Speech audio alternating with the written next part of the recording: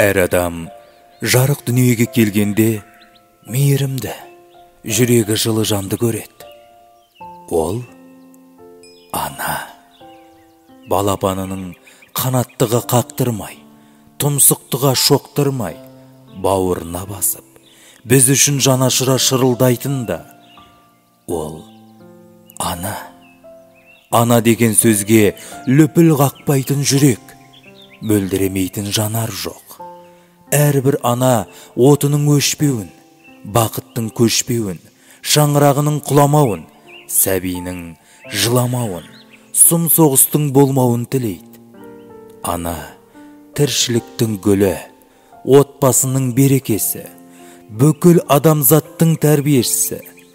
Ат биеден, алып анадан туады дейді халқымыз. Дүниеде анасыз адам жоқ.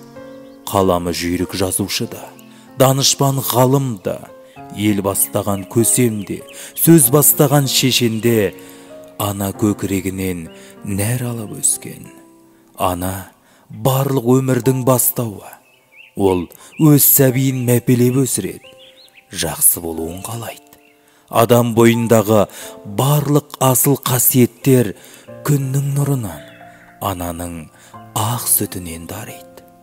Ана ұлы адам, қасиетті жан. Тіпті айта берсең сөз жетпейді. Ана бір қолымен бесікті тербетсе, бір қолымен әлемді тербетеді деген. Расымен, анасыз өмірді, әлемді елестету мүмкін емес. Әрбір жұмыр басты пенде бұл өмірге келген үшін анасына қарыздар.